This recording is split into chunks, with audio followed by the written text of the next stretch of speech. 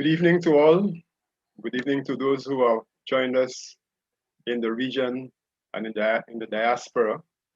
We welcome you to another in the lecture series presented by the St. Lucia National Reparations Committee. My name is Ember Charles and I'll be your moderator for this evening. This evening we have the lecture being presented by our distinguished academic historian, professor, and cultural worker, Dr. Morgan Dolphinus, who is a UK-based St. Lucian. He's also a poet and a researcher in African and Caribbean languages. He will speak on the subject history, language, policy, and costs in St. Lucia. Before we proceed, let me recognize the Poet Louisi, Governor General Emerita, Mr. Earl Bousquet, who is the chairperson of the National Reparations Committee, St. Lucia. We also have a few other members of the Reparations Committee who have joined us. The representative of UWI, Mrs. Leslie Crane, who is the acting head of the Open Campus. We want to recognize our partners, the Arthur Lewis Community College, the UWI as well, in this venture. To start the proceedings, let me invite the chairperson of the committee, Mr. Earl Bousquet, to deliver the welcome remarks.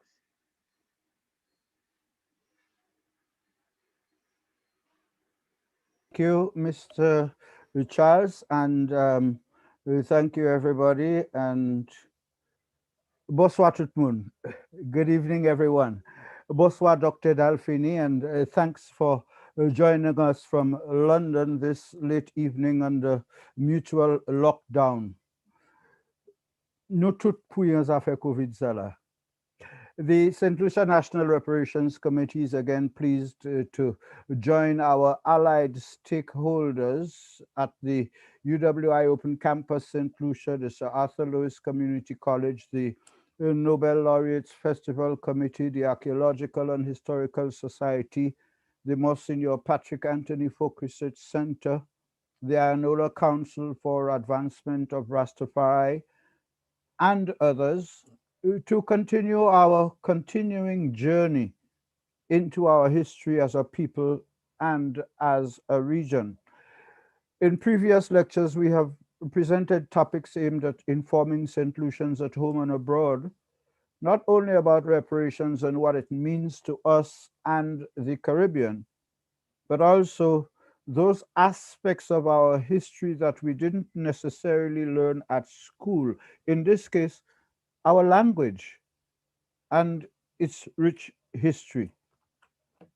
St. Lucia continues to be a bilingual society, and the levels of bilingualism have varied over time, as have the arguments for and against Creole playing a greater role in our education system. Tonight's topic isn't meant to be an exercise in preaching to the converted. Instead, it aims to encourage us to think harder, deeper, and longer about our language and our language policy, whether we have one, and if so, what it is, or how we see what it should be.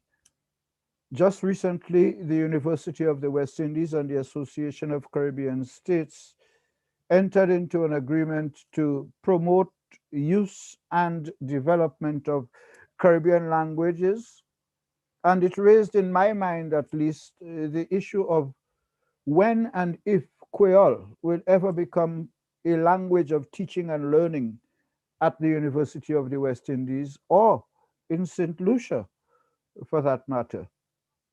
As I have said more than once to our presenter this evening, nous voulons voir Creole l'école. Yes, we want to send Creole to school because indeed Creole needs to go to primary school in some places while it earns university degrees in parts of Europe and in overseas parts of Europe, right here in the Caribbean, like next door in Martinique. And so, indeed, Creole is the most widely spoken language in the Caribbean community, that is within CARICOM, and I repeat, Creole is by far the most widely spoken language per head of population in CARICOM. Yes, it does not have that official level of acceptance, yet it does not have that level of official acceptance and recognition that it deserves, either at the regional or the national levels. So many here this evening and tuned in at home and abroad will have been long associated with the struggle to bring Creole to the level of popular national acceptance it enjoys as our premier cultural product of pride and place. But not all are happy that Creole is where it can and ought to be. Or is Creole only where we want it to be? Is Creole still the language of the majority? Where is Creole literacy today, approaching 50 years when it was taught to inmates at Her Majesty's prison or prisoners at the Royal Jail on Bridge Street in Castries? Should Creole be taught at local schools? Can St. Lucians with a degree or diploma in Creole from the French University in Martinique or Paris count on getting a job to put it to work in St. Lucia? These issues still haunt us 42 years after independence, and we have no doubt that Dr. Dalfini will be able to help us understand all the other issues that he will be focusing on this evening. Bienvenue, Dr. Dalfini.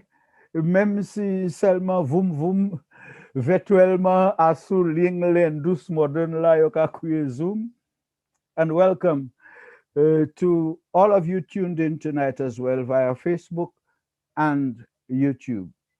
Annually. Back to you, Mr. Moderator. Merci en pile, Earl. Merci en pile, Mr. Bousquet. And thanks for your welcome remarks. We now invite the acting head of the UWI Open Campus St. Lucia, Mrs. Leslie Queen Mitchell, to deliver some welcome remarks. Good evening, everyone. I will be delivering the remarks on behalf of Mrs. Leslie Crane Mitchell this evening.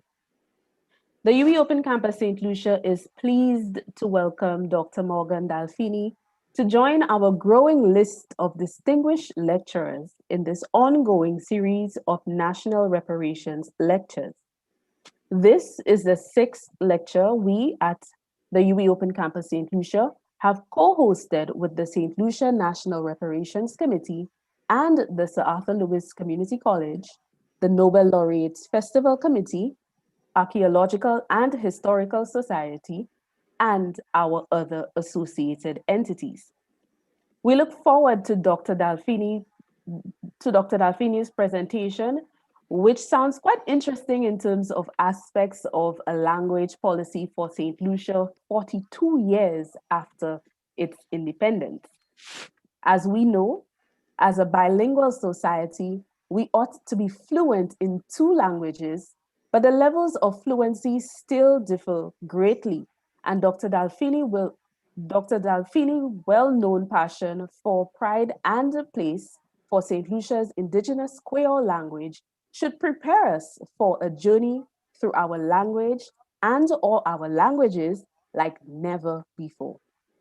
The theme also allows us to share this learning experience from someone who has dedicated his life to research and documentation of St. Lucia, Caribbean and African languages, and the interconnection between. Coming on the heels of our successful two-day country conference earlier this week, we are pleased too that this evening's presentation and the discussion will be taking place within the context and on the eve of St. Lucia's 42nd independence anniversary on Monday, 22nd February 2021. We look forward to sharing this presentation with you and the wider world, and we take this opportunity to wish the best possible independence anniversary greetings to fellow St. Lucians at home and abroad in these COVID circumstances. Truly, our resilience as a nation is seriously on test, and we do look forward to passing this one with more than just flying colors, but within the spirit of unity in combat underlined by the color of our national flag. Happy Independence 42 St. Lucia, and here's inviting you to start the celebration with tonight's presentation. I thank you. Thank you very much. This was Ms. Sigutani Bryan, who represented the acting head of the UWI Open Campus in St. Lucia, Mrs. Ledwick Crane Michelle. Thank you very, very much for your remarks and of course your invitation for us to start celebrating independence tonight ahead of the official celebrations. Thank you. Our next brief remarks would come from Mr. Nkrumah Lucian. Nkrumah Lucian coordinates a series of history and sociology lectures to students, which is one of the side activities of the National Reparations Committee. Not necessarily only going to the wider population, but focusing on young people and trying to ensure that the issues addressed relate to what they're studying now and what they plan to study in the future. We welcome Mr. Lucian to deliver his remarks. Nkrumah.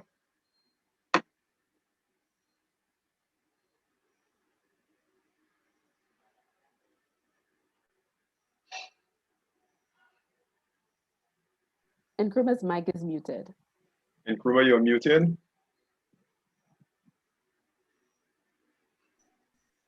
All right, yeah. Okay, so good night, everybody, and welcome. I want to add my voice to welcome everybody to this lecture. My job, however, is to give a little background to a parallel lecture series that we have been holding as the National Reparations Committee. About 5 years ago, we began our efforts to bring the issue of reparations into the schools because we recognized that it was not just relevant to target the population at large, but to deal specifically with the students at the schools, because they would have issues, they would have questions, they have concerns in trying to understand the idea of reparations, given that it was something that was so absent in our national discourse for so long. And what we found during this effort was the level of interest. As much as one might think that an issue such as reparations may not be that interesting to persons that age, there were so many questions that persons had about the issue of reparations, and also questions about why that issue had not been in the forefront much earlier. This, of course, emboldened us even further in recognizing the need for that kind of engagement. So, in preparing to proceed further with it, we found ourselves facing the issue of COVID, which, as we've recognized, it is both a challenge and an opportunity. And it caused us to take this lecture even further into the regional sphere. And we started off a series of lectures for students at the Cape and CSEC level, dealing with issues connected with reparations. As we know, our students do the CXC and the Cape exams, which cover some of those issues, and we took it a little wider. We invited lecturers from various parts of the region to engage them on these issues. I'm going to just run through a few of the topics that we have touched on in this series, and of course we will be continuing over the next few months. Some of the issues that we touched on, we looked at, for instance, reparations and psychological rehabilitation and pedagogical strategies. We know that reparations will be a challenging issue for people to deal with. There are many contradictions within our society that the issue of reparations brings to light. So we dealt with that. We also touched on the myth extinction of the indigenous people. In many of our islands, we do not see our indigenous people and their descendants, but we know in some islands such as Dominica, Trinidad, and Vincent, Guyana, we do have that presence, and we wanted that to be emphasized. We dealt with colonialism, conquest, and the imperial project, and how it continues to impact us today. We also touched on the significance of Haiti and resistance on the whole among people of the Caribbean. In the next few months, we'll be looking at the issue of mercantilism and the rise of modern day capitalism, with a focus on the thesis of Eric Williams that many people are so familiar with. And we'll be looking at the idea of abolition. To what extent did abolition really represent emancipation? What is the significance of that today? So, as I pointed out, this is something we're going to continue doing to engage the young persons and get them to be part of the discourse. I encourage you to encourage your children and also yourselves to look out and check out our lectures that are coming up, and join the conversation. I thank you, and I welcome you to enjoy the upcoming lecture. Thank you very much, Nkrumah Lucia. And I think we would like you to help us spread the message of these lectures to students, most of them at home. So it doesn't have to be school specific. Once they get the necessary links, they could join. As El Bosque would say in Creole, depuis you join la claire, you are this de la clé internet là, suivre power là. It gives me great pleasure now to introduce someone who will introduce someone else. Let me welcome Dame Paulette Louisy, Governor General Emerita of St. Lucia. Dame Paulette is perhaps one of our perhaps the most distinguished educator and linguist, combining these two competencies. She has worked in the area of linguistics and education for her life, having been a teacher straight out of school, and of course, emerging out of the community of Laborie, where she was steeped and schooled in St. Lucian tradition and the Creole language. Dame Paulette has gone on to earn several academic achievements, degrees from the University of the West Indies, and she stands as a very proud alumni of the UWI, degrees from universities in the UK and also in Canada, and several honorary degrees from universities around the world. Additionally, Dame Paulette will be remembered as having served as Governor General of St. Lucia for almost 20 years. And while she was there, she was very instructive in bringing the history of St. Lucia to the public through a series of projects that she set up at the Governor General's residence. She's also well known as chairing the National Nobel Laureate Committee and has guided this committee through a number of successful celebrations of the lives and work of the Nobel Laureate, St. Lucia's laureates, Sir Arthur Lewis and Honorable Derek Walcott. It gives me great pleasure for me to welcome Dame Paulette Louisy, who will introduce our featured speaker this evening. Dame Paulette, over to you.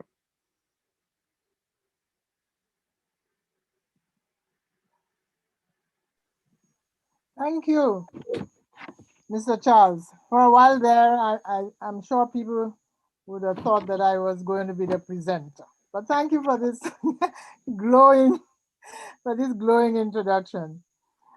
Ladies and gentlemen, my task this evening is to introduce to you our featured speaker, Dr. Morgan Dolphinus. A St. Lucian writer and researcher based in London, has been for many years in the vanguard of initiatives, studies, and programs aimed at the collection, the documentation, and the dissemination of information on Caribbean and African language, culture, and history. He holds a Bachelor of Arts degree in Linguistics and Hausa, and a doctorate in Caribbean and African Languages from the School of Oriental and African Studies at the University of London, a Master of Arts degree in Business Administration from the Open University in the United Kingdom, and a postgraduate certificate in education in English for speakers of other languages and French from the University of London Institute of Education. Dr. Dolphinus has written extensively on Caribbean and African languages. His publications include Caribbean and African Languages, Language, Blacks and Gypsies, and his most recent one, History and Language in St. Lucia, which he published in 2019, and which I am reliably informed is available on Amazon.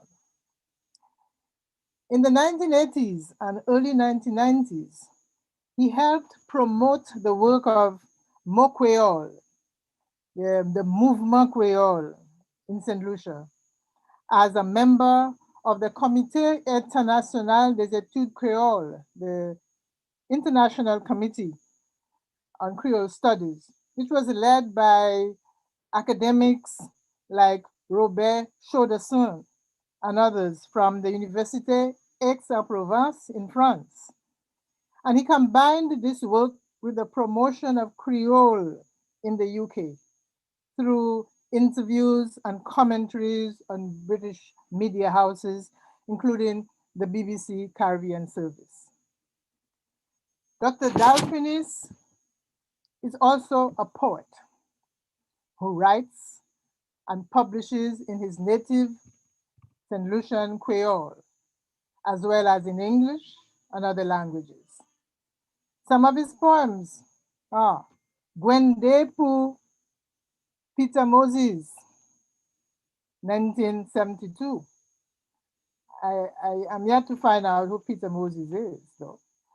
Go Piton, Petit Piton in 1984. For those who will come after, 1985. And The Calling, Kai Dolphinus in 2001. On top of all this, Dr. Dolphinus is an educator and a committed community and cultural activist.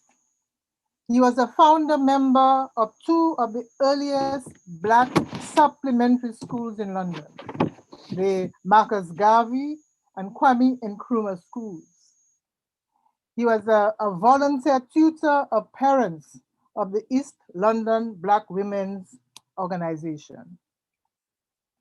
He has also served as an external examiner for the University of Reading in the UK and the University of the West Indies. Tonight, he will be sharing with us his perspective on the topic history, language, policy, and costs in St. Lucia.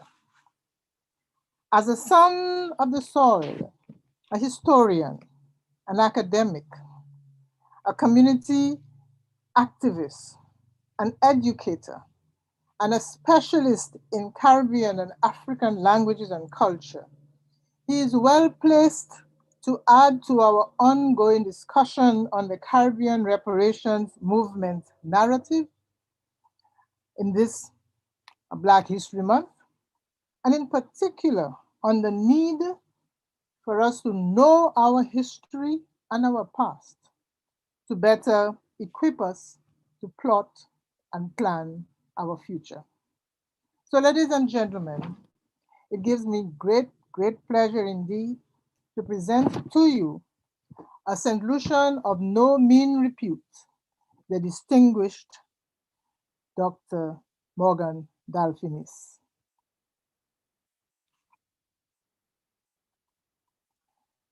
Thanks. Merci bien. Ça qu'a fait tout le monde. Bienvenue. Salam alaikum. Namaste. I'm very happy to have the opportunity to give this this lecture. I am hoping that the slides will come up and that I'll be able to talk through them. If we move to the next slide, please.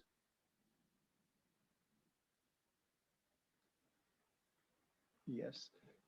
In this, I summarize my main topic points: history and language, a discussion about the language policy in its draft stage right now, the costs of language policy, often estimated, because I'm estimating the past and looking at current figures at the same time, and end up with a number of conclusions and recommendations. Please. We can move on again. My book has been mentioned. It covers the period 1654 to 1915. If we move on. In terms of our history and language, the peoples who spoke the languages, Arawaks, Caribs, and Black Caribs, Africans, free-coloreds, Barbadians, and also, as Dame Perlette mentioned, how we need to plot our future in a firm understanding of our past and present. Next, please. The Arawak or the Red Carib came into St. Lucia and the Caribbean in the 1600s. They left us many words of flora and fauna, things such as les bichets, a sponge used for sifting, other things such as agouti. In terms of the island Carib who came, killed off the Arawak men and took over the women, they continued in a similar vein and left us again with flora and fauna items and some items of grammar. So chebe, to seize and to hold, chimbois come from them. In around 1797, the Caribs merged with Africans in the Caribbean, both in St. Lucia and particularly St. Vincent, and brought into the Creole some African elements. The main one being noticed is mun, coming from Bantu muntu, meaning person. In terms of the actual history, it was one in which they thought that they were being invaded by the French and British, i.e. they felt that the turf was theirs. So in Martinique and St. Lucia, they went to war against the invader. In St. Lucia, they deposed two French governors in 1654 and 1656, though one of the governors, I don't know if he took out insurance, had married a Carib woman. They still killed him. The Black Carib in 1700 in St. Vincent and in St. Lucia had merged together both Africans and the Caribs and started operating as one people. This Black Carib fought so successfully in St. Lucia and particularly in St. Vincent that the British response was to conquer them and to deport them into Honduras. Next slide, please. In terms of the Africans, I will take the typical line of looking at resistance, revolt, and revolution. The first Africans in were from Senegal and Gambia, dominantly Wolof and Mandinka. The same period saw the importation of the Congo and the Umbundu. The Dahomians also in that period, particularly Evé Fon. Later on, in about 1815, when the British had taken over St. Lucia, Akan Eastern Nigerian Africans were brought in. Next, please. In terms of the resistance, in this decimation on the coast of Africa, leading to mass depopulation due to the killings and capturing, people ended up in slave forts. This particular slave fort is in Senegambia, where we came from, and the slit in the wall indicated where the Africans would be pushed out mainly into smaller boats, which then were rowed to the larger boats and brought to St. Lucia. The fact that St. Lucia was owned by the Compagnie des Îles d'Amérique, which had transformed its Senegambian assets into La Compagnie du Sénégal, were the basis in which they had named the governors of St. Lucia right up to 1674. If we move to the next slide. In terms of revolt and revolution, Africans in St. Lucia ran away from the plantations, and similarly in Martinique, they ran away from the plantations into the hills. The ones more prone to the running away were the Évéfons, who were mainly the field slaves. In 1791, we joined the French Revolution. Next slide, please. The favoring factors for this was that the Petits Blancs, the little whites, went to St. Lucia, while the Grands Blancs, the more powerful, up the food chain, remained in Martinique.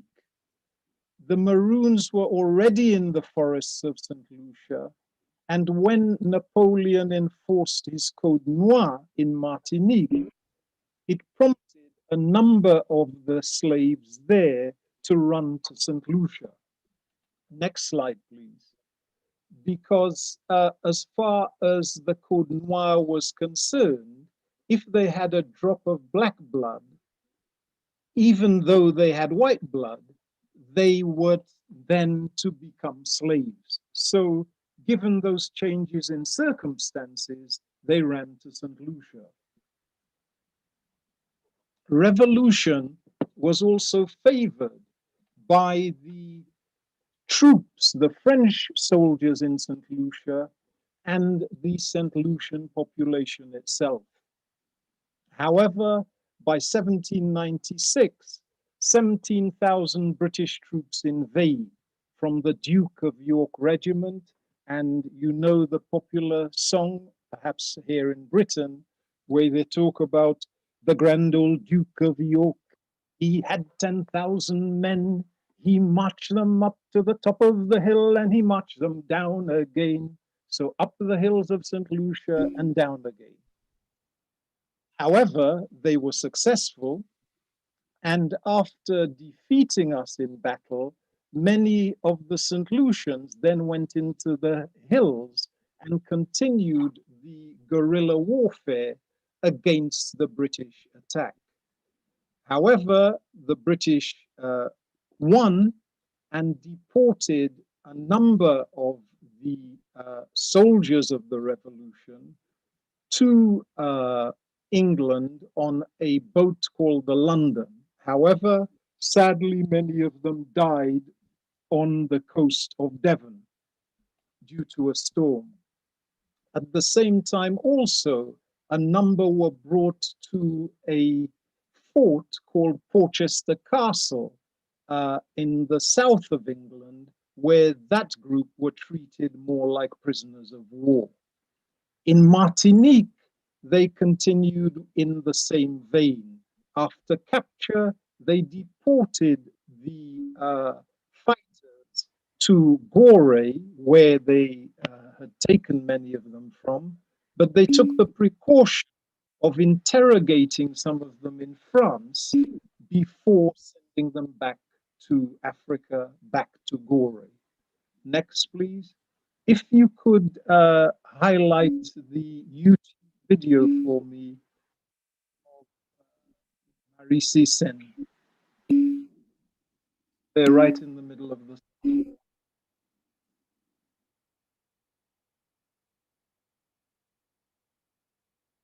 This is a song, once we get it, from one of our great singers, Dame Sesen, who typifies the kind of Laois perspective, the perspective of the French revolutionaries in St. Lucia, in contrast to the La Magawites in St. Lucia who supported the British. I am not seeing or hearing the song, so I'll sing it to you. Dame Commander of the Order of the British Empire, Mrs. Marie Selifa Sesen Descartes, SLMM,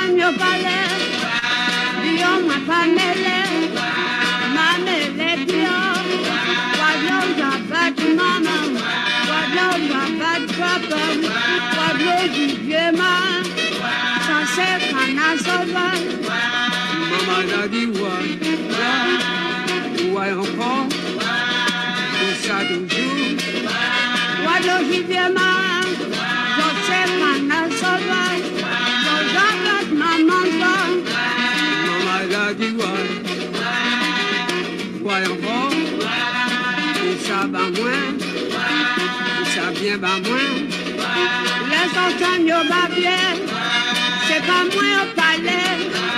Wato gibier marin, ma panne les pieds, ma panne les pieds. Wadlo kana sauvé, wadlo mama, wadlo bad papa. If we move to the next slide. A great performance by a distant cousin of mine, Sesen Descartes. And what the song says is, Wadlow, the king of the sea, the British, has beaten mother. Why? Wadlow has beaten father. Wadlow is like a savage seabird. Why? It is a wild duck. Why? Wadlow has beaten our mothers. Why? Next slide, please. Children say why. When you hear them quarreling, it's not me they're speaking about. I don't care about. We move on. So you get the depth of feeling of the revolutionaries in St. Lucia, particularly bearing in mind we set up a guillotine in the capital Castries and another guillotine in Soufrière where we chopped off the heads of some of the plantation owners. If we, in terms of the next main group, the Free Coloreds, in a sense, they acted as the internal enemy. In 1823, they comprised 8 free-colored militia companies who then proceeded to hunt Maroons and counter slave revolts, in addition to the existing 4 white militia companies. In 1824, they petitioned the then British legislature to remove previous French legislation, which restricted their rights in contrast to whites. So it was like the apartheid situation in old South Africa, where the coloreds were petitioning the whites for better treatment, but they were not asking for freedom for all of us. They owned 1/6 of all slaves in the island in 1831. Next slide, please.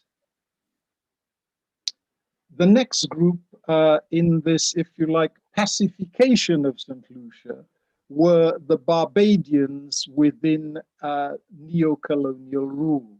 They are often typified as teachers going around the island telling people to stop speaking Creole in order that they could become more civilized and English speaking. However, in 1905, these Barbadians were criminals, and 32% of them in St. Lucia were so classed. In that same period, many were in the police force, as St. Lucians did not want to join the police force, given our history. If we take this as a kind of view that we try and analyze and ask, what do we do now? We can say that language and cultural formation and the acquisition of land by force of arms and other means was our drift from the time of capture and being brought to St. Lucia. In terms of the present situation, we need to say quite clearly there are elements of language and cultural loss, the loss of land, and as some of the St. Lucian writers put it, sovereignty is for sale. Some of the questions posed include, where can we get leaders with the commitment and determination of our past Maroon and revolutionary leaders? In terms of that, one could say often that this has affected the present. So in 2015, it was reported in the St. Lucian News that a 97-year-old woman was raped in St. Lucia. If we just pause to think of that in Creole, bon Dieu Seigneur, jab ka marché en la oui, moun di ki an vie moun nou ka pote wespe te croisé parmi nous. Moun violé an vie madame, ki ni 77 l'année, ki maladi ki tombe an ti pays nou. In terms of the translation, God our Savior, the devil walks openly in the streets. People say that an old person, people who we hold in respect, was destroyed in our midst. People raped an old lady who was 97. What malady has come down in our little country? If we move on. These unthinkable acts within Creole seem to be an adjustment to the modern views of individualism. They bypass any notion of a common history. Violence which we used against past enemies, slave traders and plantation racists, appears to have been turned inward with no apparent profit motive at times, but perhaps expressions of deep anger and self-hatred.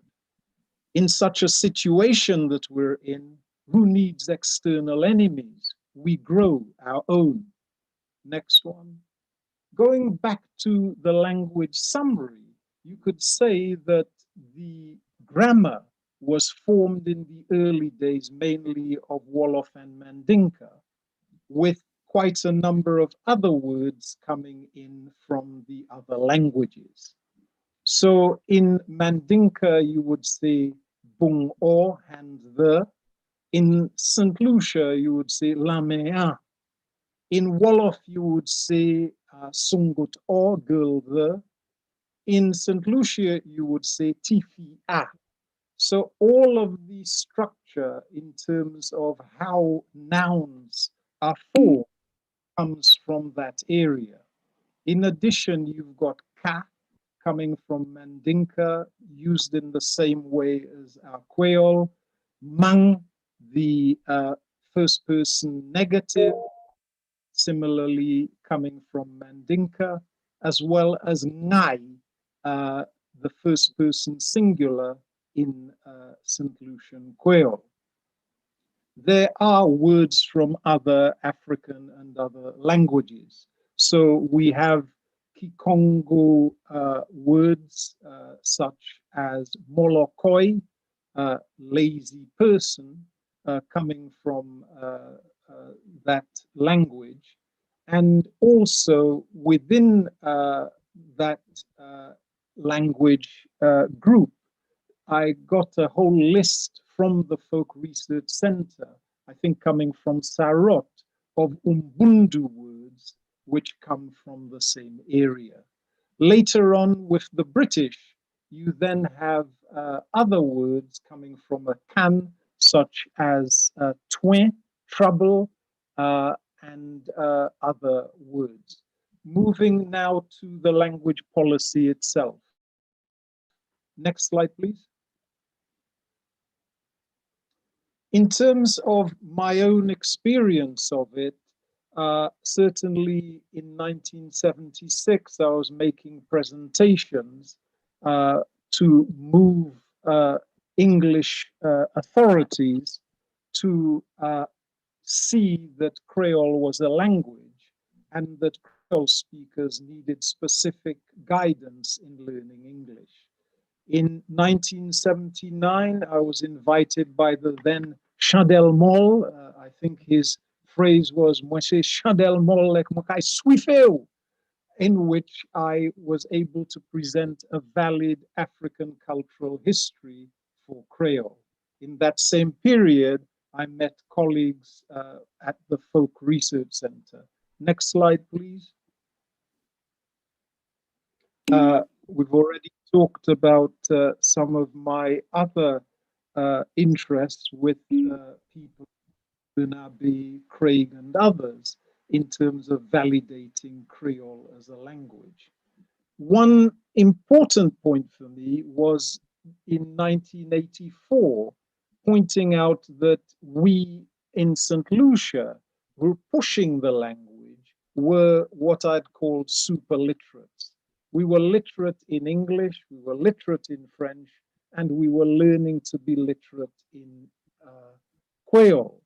But I think we will not be able to freely advance our language until all St. Lucians are also literate in Creole, not just in English. We cannot be representatives of the language if the language is still in chains. If we move on to the next slide. Jakes Compton had also invited me to speak on the notion of where Creole should fit in. And certainly I was able to advocate a structured plan of putting Creole in the education system, supported by our curriculum base, Camdu. If we move to the next slide.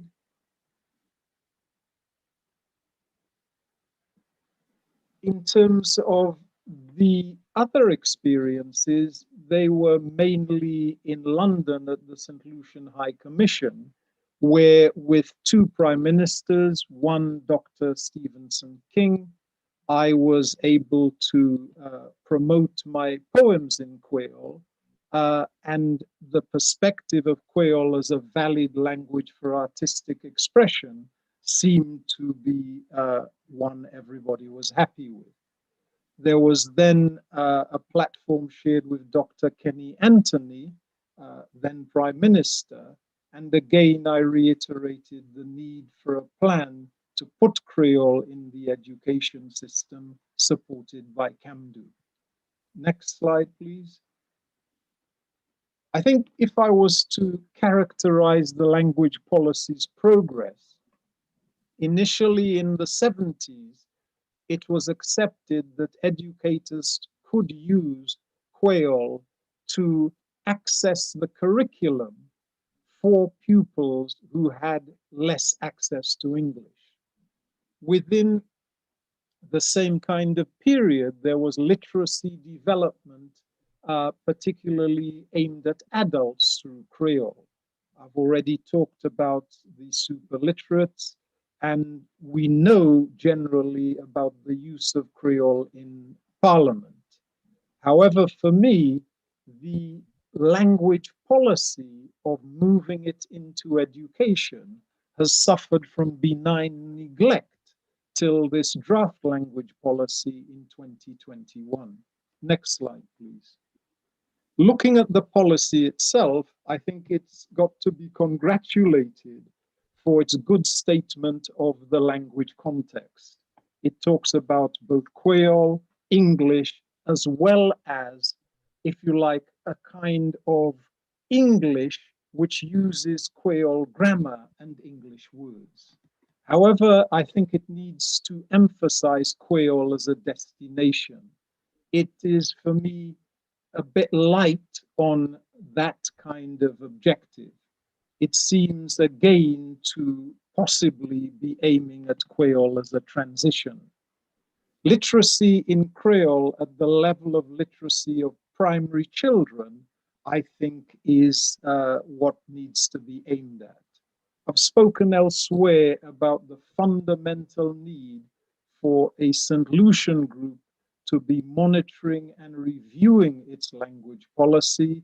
So I won't bore you all with that, but it is critical. The development of teaching materials is another issue. I think we need to have higher expectations of Creole at the primary age range rather than a view that we're going to leave it all till secondary. Going to the issue of costs. Next slide, please. I've used the business administration tools of cost-benefit analysis. If you pay for something, what is the benefit? Opportunity costs. If you use one opportunity of spending your money, what have you lost? And return on capital employed, namely, what is the return on what I've invested? I'd say that historically, Black language investments in learning the new languages of enforcement during slavery have been phenomenal, because out of that, we created our own language. Within that, the white conquerors invested nothing, neither in money nor in teaching us. We learned and created these languages. If you also look at the irony that in St. Lucia, a slave in 1835 called C. Delphine was valued at 39,000 pounds at 2014 prices, you can see part of the problem. Again, most language efforts were by Africans. The benefits initially were negative. Creole was seen as part of a negative view of Africans in the Caribbean, baby talk. Even ourselves joined in the negative perspective. We thought of ourselves, if we spoke Creole, as being Maon. Some of our songs typify the despair. Apwe me wiche manje vian la, ki moun kai sou se zoa. After the Americans have eaten the flesh, who will eat the bones? Neg ni mauve manier doudou, neg ni mauve manier. Blacks have got bad manners, my friend. Blacks have got bad manners. And even as children, I remember if we saw somebody white around Viewfort, we'd be saying, hey, Joe, give me a black penny. Why do we need a black penny from a white person? So if you like, although we created our languages, the psychological damage at the loss of African and indigenous languages have left us with a view of lack of self-worth and confidence. Next slide, please. The cost of beginning updates in European languages leaves us always playing catch-up. However, we are more able to participate in a world of affairs, but a world of affairs controlled mainly by Europeans. When the Chinese move further, what are we going to do? Are we going to reinvest in a new change again? Next slide, please. If we move to the next slide again. So if we look at the modern cost benefits, we have a unit cost of primary education per pupil of 4242 EC dollars. Our main output from that is we have a 93% retention rate of students who study without repeating or leaving. Next slide, please. At the secondary level, our costs are 6341 unit C, and we get 31.2% of pupils achieving 5 CSEC passes. However, 68.8 do not achieve that. So we're not gaining a high benefit there. If we look at historical opportunities that we have lost, after 42 years of independence, we should have invested in Creole literacy from at least 1979 and have reaped more educational benefits by now. Next slide, please. If we took the initiatives of the Folk Research Center in 1985, again, we would have increased educational benefits. Next slide, please. If we look at return on investment, as far as the African Caribbean invention of this language, we have actually created an independent Black and international language. It is also the language of our music, our literature, and soul. However, on the negatives, literacy has not been managed, and neither, I think, has the negative self-image been really worked on. The next one.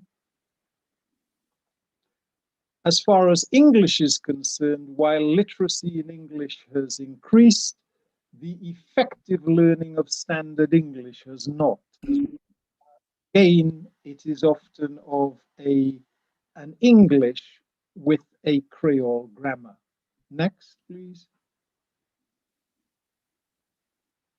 If we look at the projected cost of the draft language policy, it's a relatively reasonable time block of up to 2 hours for instruction in French Creole for all learners. Next one, please. I would be thinking also of a CXC in secondary at Creole. I think the policy mentions language awareness. I think that would be a good place to come to terms with the sociology and use of the anglicized Creole in St. Lucia, along with the similar hourage for Creole we would give to English. In terms of my conclusions and recommendations, if we move to the next slide, please. I think that the primary level target has obviously starts with primary oral language, but it should also be aiming at literacy at the level of literacy expected of primary children. Such investments in the early years would strengthen competence and confidence and give us a strong basis for the secondary stage, rather than postponing our expectation of results only to the secondary stage. Next one, please. As far as our history is concerned, it's quite clear that we have an imperfect past, and within COVID, within monetary funds, and other issues, our future is indeed tense. As far as language policy is concerned, we've taken long to get here, partly due to our self-denial and at times self-hate. what we have already invested in these issues outweighs some of the current benefits. If you look at the slave Delphine as a baseline, Delphine was worth 145,000 EC. This would give the basis of pricing for, let's say, 13,000 slaves in about 1834. That would give you 1,937 million EC that we've invested without taking into account interest rates or inflation. If we then project forwards and look at the 11.7 life births per thousand in 2020, that projects an annual rise in population of 1,500 odd. Then think of adding or multiplying the primary 42.2 unit cost. We need to be generating at least 6,671,000 each 6,671,000 plus for the projected number of pupils annually. So we need to be really thinking, because unless we invest in Creole and in education, we are on our way to extreme disasters. The groups who have moved out of difficulty have always used education method. The American economy, the Chinese economy, Indonesian economy, every single one of them has been really on the basis of massive investments of GDP into education. If we want to continue and get our full freedom, that is what we will have to do. Creole can be part of this in helping us get better results from education and investing. Obviously, we have to speedily implement the language policy. Investment. Next slide, please. As far as my own concluding remarks, I think that what we learn is each ancestral battle has expanded our possibilities. From St. Lucian farmers saving through Susu, we have got a national bank. From resistance and revolution, we've achieved independence. For me, I always remember this St. Lucian story where the pupils come into the school and the head teacher says, "Children, what is hope?" And the children reply, "Sir, hope is a motorboat," because they'd seen a motorboat in the harbor. That is how tenuous hope is. But hope applied can give fantastic results. That kind of hope has to start with a belief in ourselves and our languages. I think I can sum part of it up in one of the verses of my poems. Gros piton, piti piton, atwe na chen, kite nou defan sa kawaib defan banu. Large piton, small piton, enter our hearts. Let us defend what Caribs defended for us. For me, chimère long et difficile. Mais che mwen ka ouve gwan kon banan kon gwan bois. Pou we ki malgré tout, nou ka kontinue batay la asou chimè liberté. Et puis lang mama nou ek lang papa nou. The road is long and difficult, but I am happy and my heart has opened wide like the flowers on bananas in the wild wood, to know that we are on the road of liberty despite all our difficulties, with the languages of our mothers and the languages of our fathers. Chebe wed. That brings me to the end of the lecture per se, and be glad to take any questions or things I didn't explain properly. Thank you. Thank you, thank you. Merci en pile, Morgan. Et puis, pointche, tout travail là où j'ai fait, nous assurer, nous avons démarche tout de suite. OK. Parce que, Anoué. parce que, pas seulement c'est le gouvernement qui ça fait que la marché, hein. C'est pour le gouvernement que la fin mort. C'est Jean ici qui a fait que la marché. Si c'est le gouvernement, il a pas toujours. Pas évoluer ça, hein. Oui, moi d'accord avec vous, mais qui ça gouvernement là pour faire nous ni pour travail et puis gouvernement pour faire un bagage contre nous. Ouais, nous pas dit gouvernement pas là, gouvernement ni pour moi des questions. Si mettait tellement l'argent dans l'éducation et bien bail, qui résultat il a joindre? Et nous-mêmes ni pour faire même question. Si nous mettons taxes nous en dit dans affaire ça là, combien de monde j'ai joué dans l'éducation? Et pour moi, ça c'est une question n'importe qui gouvernement ni pour m'a dit. Sorry, what I was saying, there is no way out of this problem. If you pay taxes, if you live in a state, one way or the other, you have to ask, what is the return on the capital? And the statistics in education will jump in our faces. You can't work only on 2 Nobel laureates. You have to have the education of the mass at such a level that it becomes critical, and you build critical mass in order to make progress forward.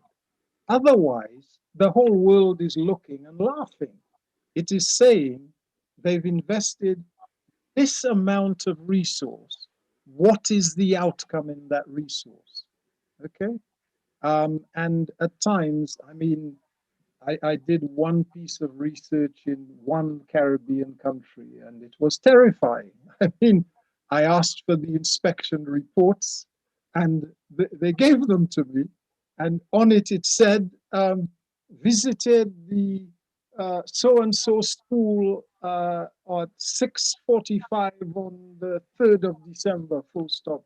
Visited the other school at the other time. Nothing about the curriculum. The person may well have gone there to get a drink. Okay? Now, it may be that this is acceptable, but at some point it will come back to bite. The children of the dispossessed will, or they already are, you know, coming out in ways that we least expect. Anyway. Thank you, Morgan. Highly illustrative presentation. Of course, you have used a lot of illustrations to assist in helping us understand the more fundamental issues of policy and so forth, which you have presented in your paper. The floor is now open, or as you would say, the rooms are now open. We know we have people following us on Facebook as well as on YouTube, and you could put your questions in the respective chats, and they'll be communicated to us, and we'll pass them on to Morgan. So as I said, it's open for questioning, and while we're waiting, Morgan, we had the first comment came in from someone from Facebook, and I'll just read it out to you and ask and get your opinion on that comment. It's from Danny James, and he says that Rastafari have been the vanguard on matters for keeping the reparation and reparations discussion, fight, and advocacy alive, where now it's even being discussed on the international stage at the European Union and the United Nations. The reparation discussions around the table, would Rastafari people be recognized as a separate people or reparations would be a general acknowledgement of all. The Rastafari people of St. Lucia were once an outcast, downtrodden, marginalized, and persecuted people, or we can speak of Monjimi raids and atrocities. When will we as a people be recognized, apologize, and amend, made, and where reconciliation can take place, and finally we would start the healing process? Yeah, the question is being asked within the context of the discussion being part of the series on presented by the National Reparations Committee. Perhaps I could.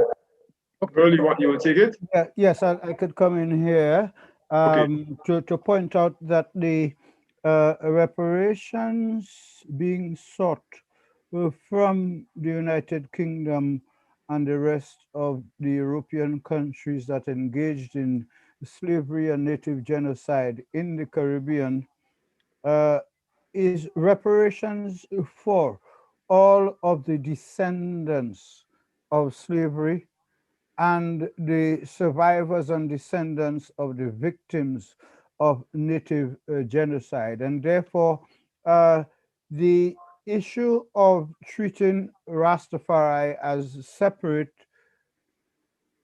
separate identity doesn't arise. The 10-point plan, however, that is being proposed as the approach includes and makes notice of the issues raised by Danny, sorry, the pioneering role played by Rastafari in promoting reparations, starting with repatriation.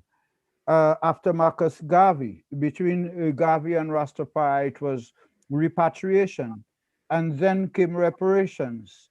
And therefore, the reparations, like I said, which is being sought, is reparations to compensate, for lack of a better word, compensate for the sufferings, the all that has happened to us throughout the period from slavery through colonialism up to independence. And it is for everybody, including Rastafari, but there is no vision that says Rastafari will be identified as a separate nation. Rastafari will get, has been getting, and has due respect. And you don't go about begging for what you have.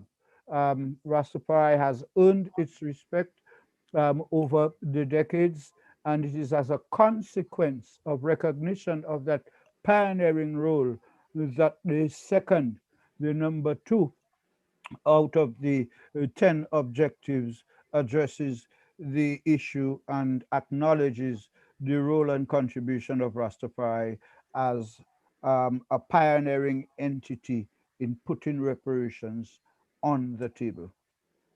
Thank you, Earl. If I could just add, Morgan, yes.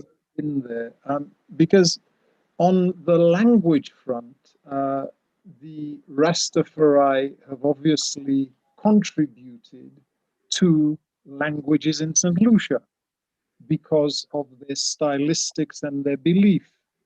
And for me, one of the things that I'd be doing, particularly at the secondary level, is in the language awareness classes, be taking up all of those issues of language variety within any particular society. Because while this is happening, some people may not have been noticing that there are Black Muslims in St. Lucia, and some of them are being impacted on by some of the words, such as alwala for washing, etc., that they get from that particular belief system. We have seen through Trump and others what happens to the dispossessed if they are not brought into national discussion. They become people who can be easily misled into directions of extremity or certainly directions where their non-inclusion is weaponized. Whereas if we take care to include their language and culture in the general language awareness, any aspects of sociology in the nation, I think we help ourselves and we help them make sense of the way they are feeling and make sense of the way they were thinking. I mean, if you think back at myself, if it wasn't for Paba, when I met him as an angry young man, I could have done some terrible things. But luckily, you know, in his priestly way, he gave me guidance and I am better for it. I mean, I'm still alive for a start, okay? But at that stage of my life, reading all of those books on atrocities daily in the British Library, you could think how I would feel like when I came out of that library. And if I didn't have more adult guidance, I could end up being a problem to myself. So I think Phil said it's a collective discussion, but I'm saying if I was working on the curriculum, it is in the language awareness part where I would bring up these discussions to help people to help themselves. Thank you, Morgan. We have another question from Michael Fontinel. It says, towards the end of the lecture, you made some calculations on the use and value of an enslaved person. Can you repeat that section and probably expand why use that as a base point?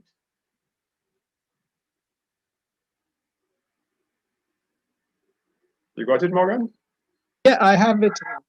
Okay. What I did was I took the calculation on a slave called Delphine, not anybody who I think is a relative. It's a similar name.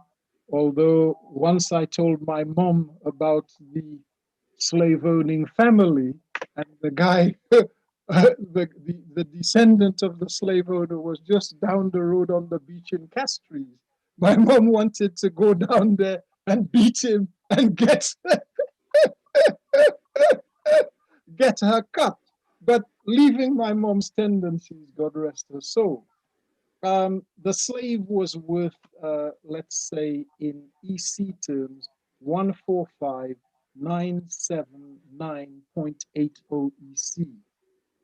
What I then said to myself, well, that was what the compensation paid to the masters was when slavery was ended in St. Lucia. What I then did was say, well, in 1834, there was an estimated 13,275 slaves. So I multiplied the amount for that one slave to give me that figure of 1,937, 881,845 EC for the total value of the slave population, of the money that went into the pockets of the ex-slave owners. So that's what I did. But you have to bear in mind that I didn't put interest on it and I didn't add for inflation. You have to be careful with these things because that's how Haiti got into trouble. The masters not only wanted compensation, they wanted, you know, they wanted interest on it, okay? And the country is crippled. And again, doing one of my bits of research, there was some money being brought into that particular country to help literacy. And I remember one of the white American colleagues saying, well, you have to remember this is American money. So they're careful with their money. I suggest we do the same. And what I then did lastly was I tried to project forward and said to myself, well, how much money do we need given our figure of 4242 EC per pupil in primary in St. Lucia? So I used the percentage of 11.7 live births per thousand in 2020 on a population of 184,000, and said, well, given the live births and the population, you can calculate that you'll need at least 1,574 nursery and primary places annually as the population rises. So you can therefore multiply that by the unit cost, the existing unit cost of 42.2, and that would then give you the need for EC 6 million plus in order for us to run our education system. So I think given these type of projections, we need to get the best benefit from education. Education has got to work for us. So as a consequence of that, the language policy will have to be part of this, and so will everything else.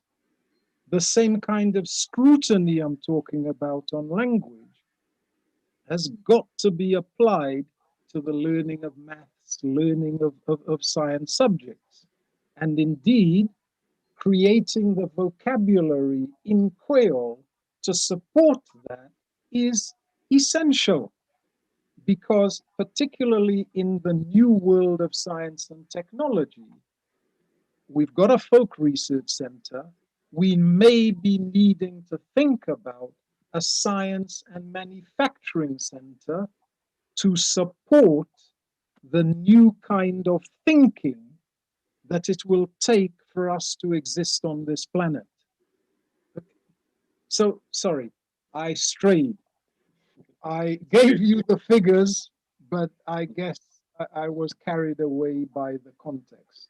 Yeah. But the figures are readily available. Okay. Modern figures. We have Robert Lees said he's watching from his location in Plateau in Babono, and he just he do bonsoir. Dis-moi bonsoir. Il parle Oui, pas moi. Il va être teasing about, he do bonsoir. But he just made an intervention which I want you to comment on. He says that the two comments. One, he said reparatory justice has to be seen in the recognition of official placing of our Creole language. And he goes on to add that the ideology of the government in office and its view of St. Lucian culture away from touristic exploitations will always ultimately determine what happens to our language and education policies.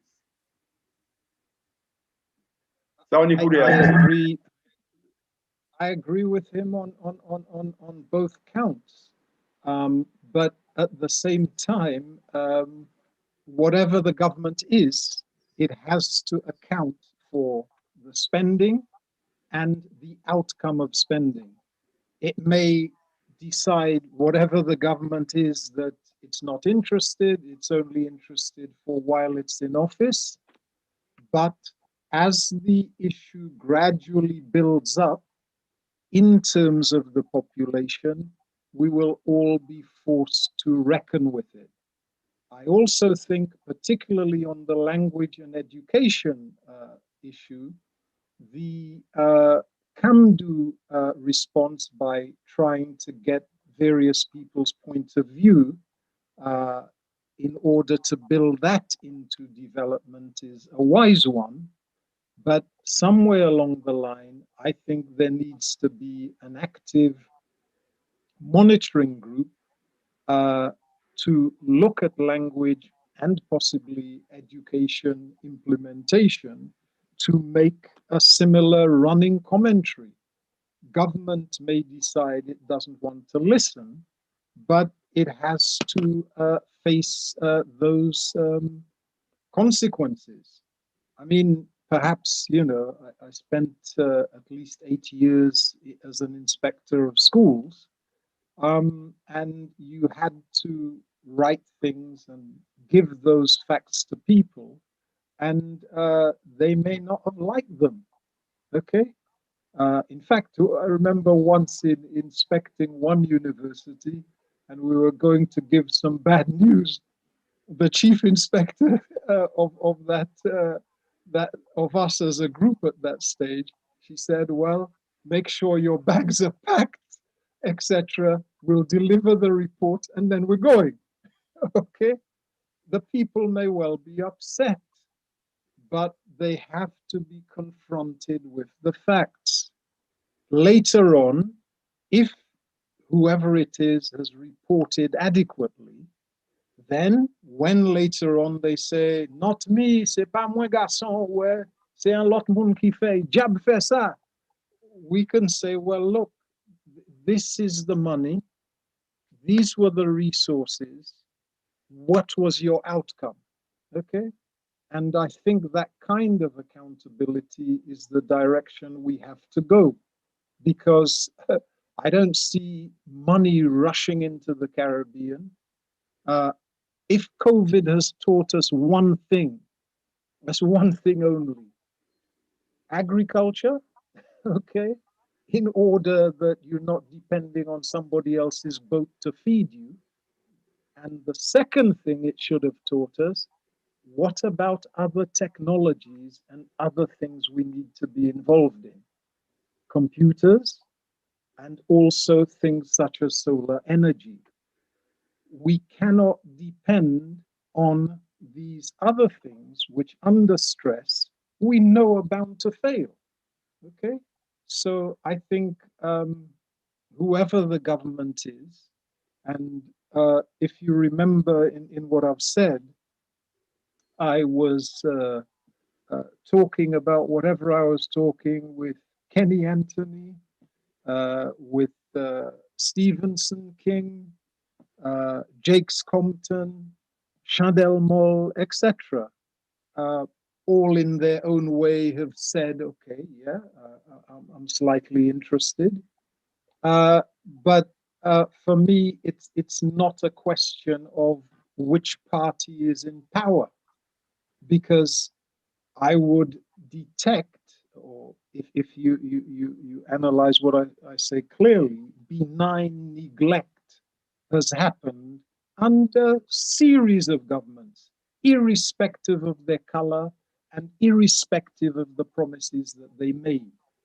Every one of them, okay, has not fully delivered on this issue, and for me, have not fully delivered on education.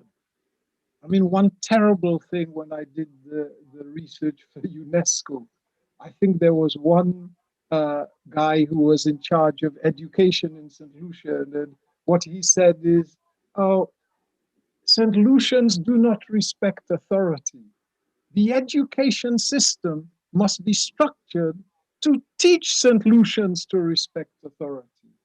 I'm not saying that people should not respect authority, but the ideology of wanting to ensure feudal relationships with the population and to teach them to be feudal, okay, is not a sane way to think that it will have no repercussions, okay?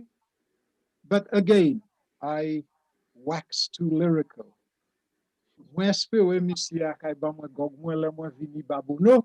Ouais. Okay. Il gog la ka espérer là toujours, parfait. For my drink. Yeah. Okay, we any questions from those of us in the Zoom room who may have been following? Just either unmute or raise your hands. While you're thinking, I see Nkrumah leading forward. You're going to speak, Nkrumah? No. Okay.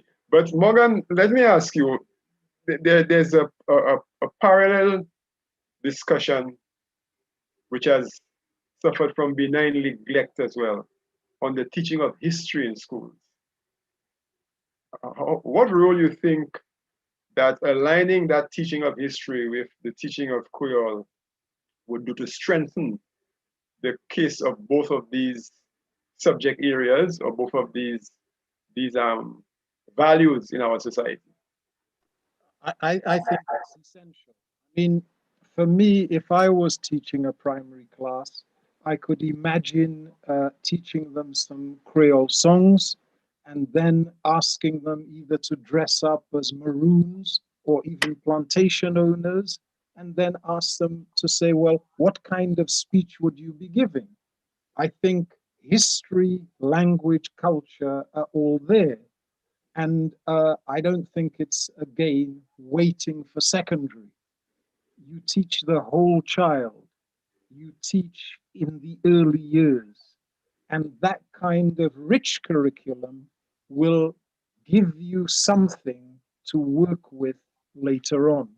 I mean, in my own experience in Britain, I was a bit shocked when my secondary teacher told me I had to give a speech, but it would be on behalf of the plantation owners in slavery. I found that a very painful exercise, but I found it very helpful in later life because I could encounter people with some of their extreme views and say, oh yes, I've been inside their head. On net ki kote yo ka dormi, ou ni pou dormi, ou ni pou ale a poulaye pou wè si pou ka wonfle. You have to sleep in the chicken coop to know if chickens snore.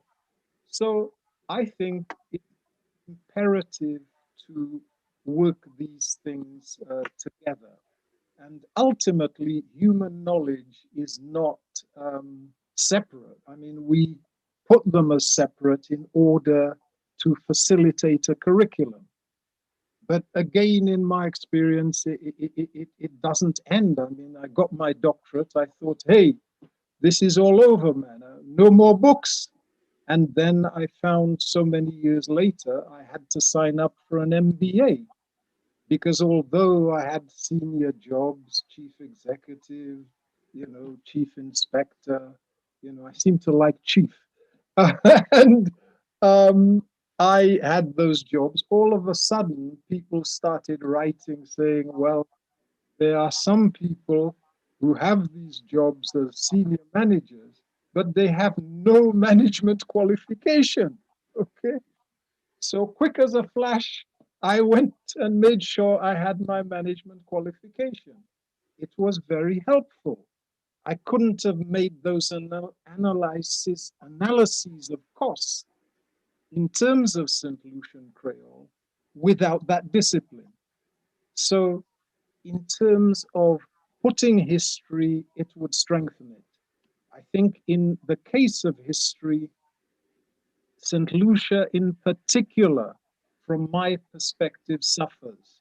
Because if you're a Jamaican, you've got a fair amount of your stuff already in the CXC. If you're a Bajan, the same thing. Okay? But in the St. Lucian case, it seems to me like project work, which they're gradually developing in that direction.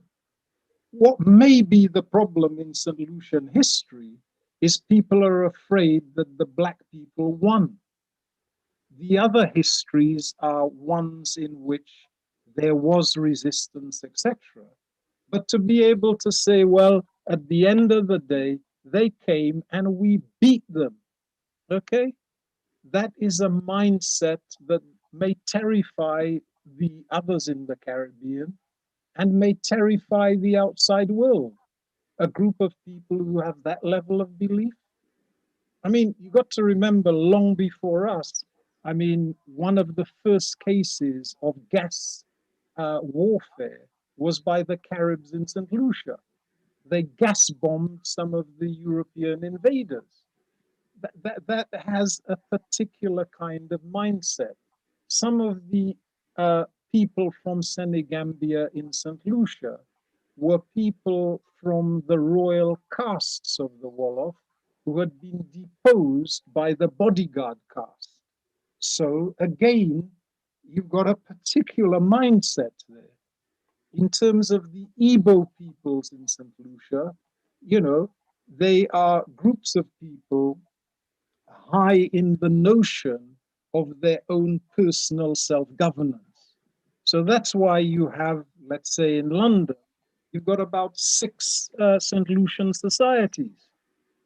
It is because, in terms particularly of Igbo culture, that idea of working around your village is ingrained. So you've got a people with a particular series of mindsets. If they learn to value themselves, then it won't be 2 Nobel laureates, it may be 30, okay? And that kind of fear in others may then say, how do we control them? The best thing is let them not know who they are. And that kind of thing is something we have to face as St. Lucians. Nobody else is going to face it for us. And so I widely advocate all groups in the Caribbean know more about their history and language, but particularly St. Lucians on the historical part. Thank you. We have, I think, Nkrumah has your hand. He has his hand up. Go ahead, Nkrumah. So it's Earl. Yeah, well, there's the digital hand that went up. right. We'll Yeah, I come wanted to to you ask afterwards. Let's go ahead. a comment and 2 questions. Yeah, you during the course of your presentation, you referred to a song. I hadn't heard before, but I find it quite interesting. With regard to the US in the Caribbean. Oh yes. Right. I'm quite interested in this because I teach history and stuff like that. We often, when we teach about the US, we often use like some of the calypsos, Gina and Diana, and these things. But I find that song would be quite interesting for that. Now, my 2 questions. I wanted to find out. I wanted to know if you could comment on the psychological impact of the failure to deal adequately with our language situation. I know you have a work on that, which I've been trying to get forever and have not been able to. I have one of them on the education and language, but the psychological aspect, and 2, the impact, which is linked to that question, the impact of teachers who are not adequately trained to appreciate the language situation within the country. I think the psychological aspect is immense because remember that in our societies, often the question is, what shade of skin are you? Okay?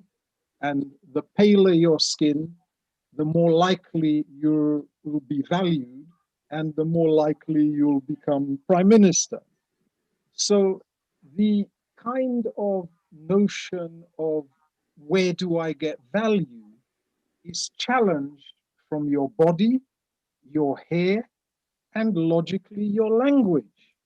And in order to, if you like, brainwash people, the first thing you do is to get them to focus on their inadequacy. Yeah? I mean, there's this Jamaican song that says, cow never knew the use of him tail till the butcher cut it off. So why does the butcher want to cut it off? He wants to make oxtail soup, man. Okay? So that is the butcher's interest. Okay? But the cow must first feel it has no use for its tail. Okay? So once people break that link and ask themselves, well, why are they telling me this kind of stuff? Okay? It is a big help, but the psychological impact is there. In some cases, we can escape consciously. I mean, reading books like Fanon, Black Skin, White Masks, immense help. At times we escape due to pure accident, okay? So, you know, the people around Vieux-Fort dominantly spoke Creole everywhere. So as a child, I learned Creole. When we came into England, we all still spoke Creole. So our notion of who we were was partly protected by that. I chose to study things Black and African.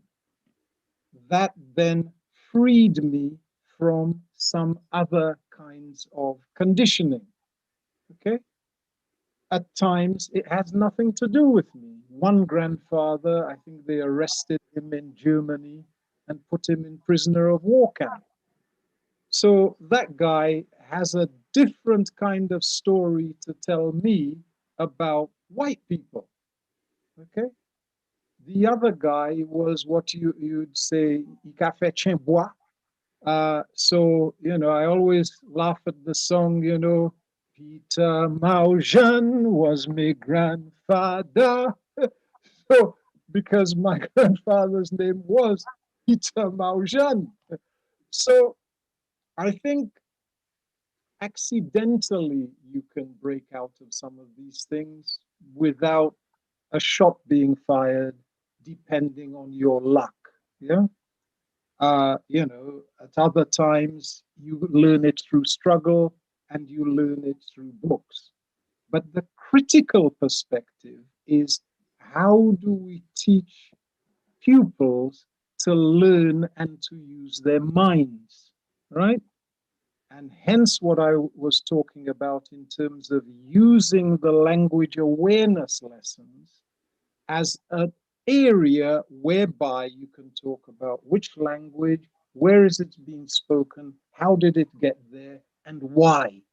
Okay, so I think that is it, but I definitely think it's an ongoing psychological war. It doesn't stop because the butcher has an interest in our tails, and that's going on non-stop. You know, you could be in any country. I've traveled to Thailand, China, the whole shebang. And all of them propose this notion that the paler the skin, the better. Okay? So again, what do all of these people have in common? They want the minerals which are under the feet of Africans, quite simply. So how do you create something in which the African is running around telling himself nonsense, having needless wars with his fellows, rather than saying, well, look, I want to eat just like the other competitors in this world. What do I do to achieve it? So in terms of teachers, obviously, you need to train teachers as much as you can. There need to be standards for teaching. And I suppose, given my old trade, I would definitely be advocating a strong inspection or advisory support system, so that you go and you observe, you then decide what can I put in to help, and then you're asking all the time what standards are being achieved. Because again, unless you do that, you know, what is the outcome for the pupils? They only get one chance, okay? And if they get a very bad teacher, they've had it. I was again lucky. I mean, the primary maths I learned in St. Lucia was brilliant for me. Because when I came into England and went to primary school, my maths, or certainly the arithmetic part, was above what the English children had learned. And and I'll try and end on on this. I walked into the secondary school, and they were doing what they call setting. I didn't realize it was setting. So they put some triangles on the board and they said, well, which angle is what value, etc. So I said, oh, well, it's a law of congruency, sir. It works like this. Okay. Now, I wouldn't have the confidence and competence without the strong teaching of maths that I enjoyed in the St. Lucian education system at the time. So they helped me get my one chance, okay? So I could immediately go into the higher sets, okay? Rather than the other sets, okay? But that led to other things. I mean, at a certain stage, I'm in the high set and I just see all the other black pupils going to do, lesser levels of work. So how did that happen? I can say to myself it was all me, but that's a lie. You know, part of it was what were aspects of my good luck. A teacher or teachers who know what they're doing and who are supported in doing that and assessed on those are critical. Yeah. So that's why, for me, nation building, economic progress, unless we reform our education system, however small, I'm not talking about paradise tomorrow, but just, we'll take one small step tomorrow, okay? That will affect so many of those 1,000 kids, okay? And who knows, instead of me going down the road and the guy wanting to cut off my neck and say, well, I want his wallet, the person may be on a different plane. Yeah. Yeah, thank you, Morgan. Earl, you. Yes, quickly, keeping our eyes on the time. Morgan, I wanted to go back to the Grand Old Duke of York and his March up the Morn with 17,000 troops to put down a rebellion in St. Lucia in 1791-92. That followed the French Revolution, but it preceded the Haitian Revolution. Is it a situation where St. Lucia did what Haiti did before, and that being one of the reasons we are not in the history as you have offered, because our histories tends to be very much different to that of other Caribbean territories? For lack of a better phrase, were we Haiti before Haiti? It may well be. It may well be. But remember, wherever I discussed some of this with a Jamaican, and what she said was, wherever there were hills, we were better able to resist. And I'm always reminded of this song by Bob Marley when he says, one of these days you're gonna hear a voice say run. Where you gonna run to?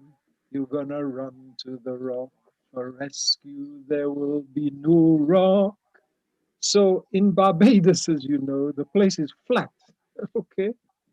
And initially, in around the early 1600s, these guys were massive slave revolts in Barbados, okay? The British then came in with the army and just flattened them down.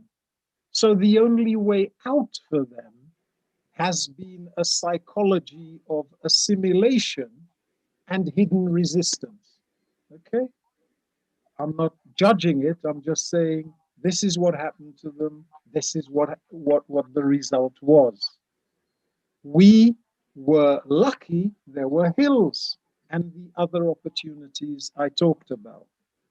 This has allowed us to have mindsets which can lead with effort to Nobel Prize winners.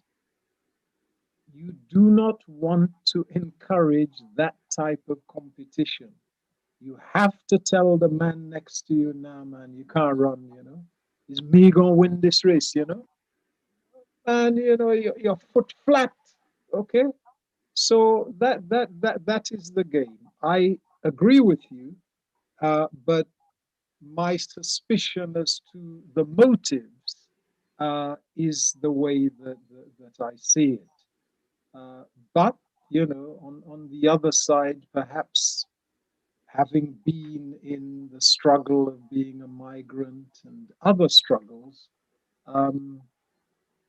my mind may be conditioned in terms of being aware every time of adversaries. Okay, at times you don't even ask for an adversary, but the people want to be your adversary. But my experience, particularly at an early age in London, I mean, first day of primary school, the guy tells his brother, you see this wog, this black person, go and beat him. But I've been carrying, you know, loads from Wani, 5 miles out of Viewfort to Viewfort. So carrying my loads on my head at ages 10, etc. So I didn't know I was practicing. So I mashed them up. Okay.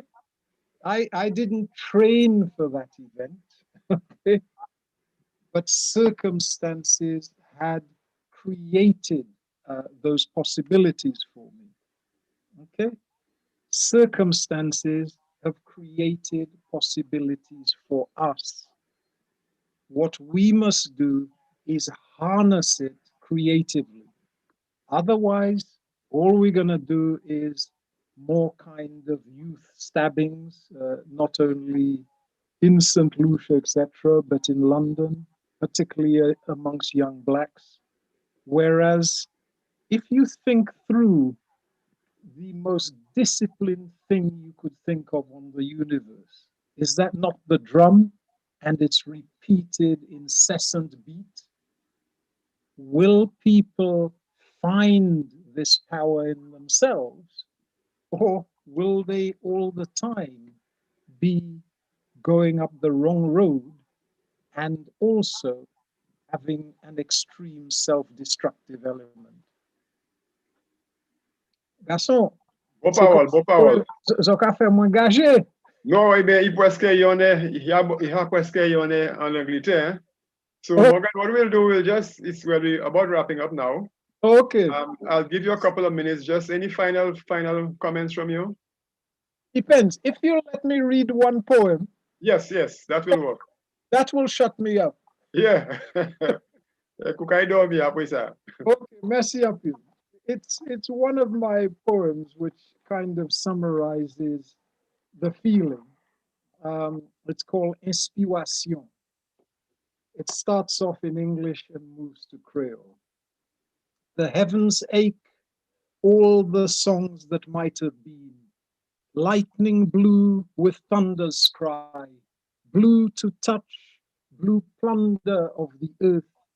But they were not sung, the blue did not touch, heartache of colonial slavery, voices held in prison, prisoners holding in an ache.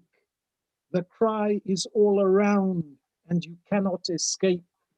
To blue clouds, to calm seas, to deep philosophy, here where philosophy is action. Mwen te pe pale, men yo chwe voix mwen. Mwen te vle vole, men yo coupe zel mwen. Lang mwen ka bat, selman bat, kon la koutim, kon che mwen. Kitan, voix a kay viwe, gibier blé espoir, ciel blé la paix, sans tonnerre, sans éclair, mais épisier clair. Déviwe un jour, ti bel pays espoir. Déviwe un jour, belle voix, déchaîne moi, libéré tête moi. Quittez-moi savant corps, dit fait kachil. Quittez-moi savant corps, kachil et action. Ensemble, ensemble, blé tonnerre, blé plaisir, inspiration.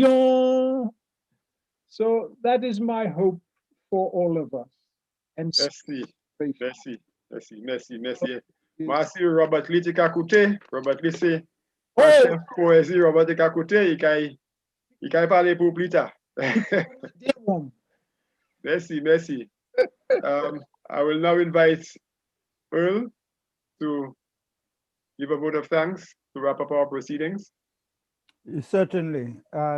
Following such an enlightening presentation and discussion on a topic of vital interest to St. Lucians at home and abroad, we wish to sincerely thank Dr. Morgan Dolphinus for his very thorough presentation this evening. I mean, it couldn't have been more thorough from beginning to end. We are sure it has been helpful to everyone who heard and saw him tonight, and that his discussion will continue beyond this year's Independence reflections. Inspiration, nous kay chaye avec nous, Dr. Dolphini. We will be inspired by your inspiration. Thank you, Dr. Dolphini.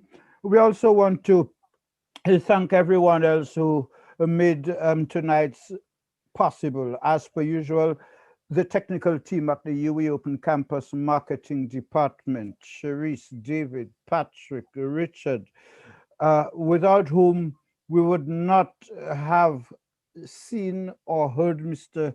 Dr. Dolphini or had this discussion go so far and wide tonight and tomorrow and beyond. Thank you, Team UE Open Campus, as well in St. Lucia, including the head, Mrs. Leslie Crane Mitchell, Mrs. Sigutani Bryan, who delivered the message on her behalf, and Mr. Kevin George, who ensured that we were able to follow Dr. Dolphini's presentation in the way that we did by following the slides right through. Our thanks go to Dame Paulette Louisy, chair of the Nobel Laureates Festival Committee, for her introduction of Dr. Dolphini.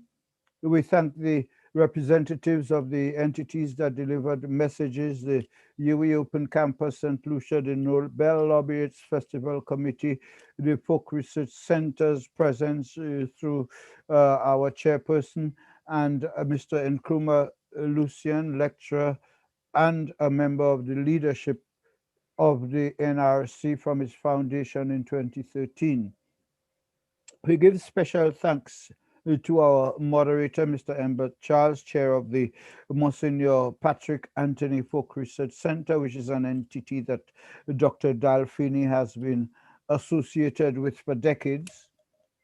And professional handling of this evening's discussion was also reinforced by the fact that Mr. Charles and the Folk Research Center have been pioneers in defense and promotion of the queer language and advocating a language policy for St. Lucia for more than 4 decades, closer to 5 decades actually.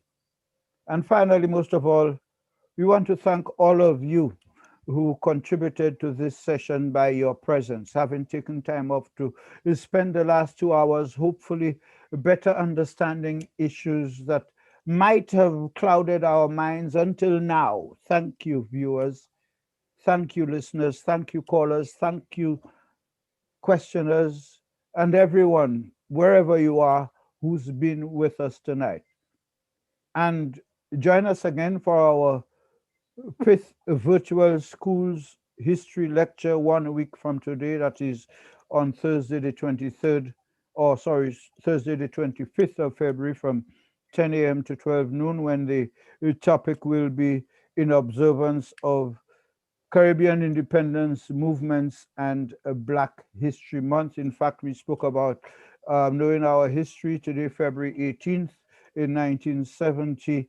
It's the anniversary of everything what has been called everything from revolution to revolt in Trinidad and Tobago on the 18th of February 1970. That issue will be addressed on Thursday at the school's lecture, which is from 10 to 12, like I said, during school hours, but open not only to schools, but to entire populations, meaning also to parents, guardians, teachers, and those in school, around the region, and at home in St. Lucia. Like I said, the topic for the next Thursday's lecture, which will also be broadcast by and through the same UE Open Campus Facebook and YouTube channels as this evening, will be the unwritten history of Black Caribbean icons. And finally, from me to you, it was a distinct pleasure as always, helping to make it happen. And we want to remind you also that this coming Sunday, the 21st of February, the day before Independence, join us again on these same two channels for a special webinar on reparations for the diaspora, where a panel in St. Lucia will be addressing the St. Lucian and Caribbean diaspora. All 57,000 St. Lucians who we are in touch with abroad will be contacted by the Office of the Ambassador for the Diaspora, Dr. Joycelyn Clark Fletcher. I thought we should give you some advance notice. All of the flyers will be out from tomorrow, but stay tuned and join us again on Thursday, the 25th, but before that, on Sunday, the 21st. And thanks for being with us this evening. Back to you, Mr. Moderator. Thank you very much, Earl. And it's just left for me to thank our viewers, those who have been following us for this special St. Lucia National Reparatory Lecture Series on the topic History, Language, Policy, and Costs in St. Lucia, which was presented by Dr. Morgan Dolphinus, a UK-based St. Lucian historian, poet, researcher on African and Caribbean language, history, culture, and languages in general. Thank you once again. See you again some other time.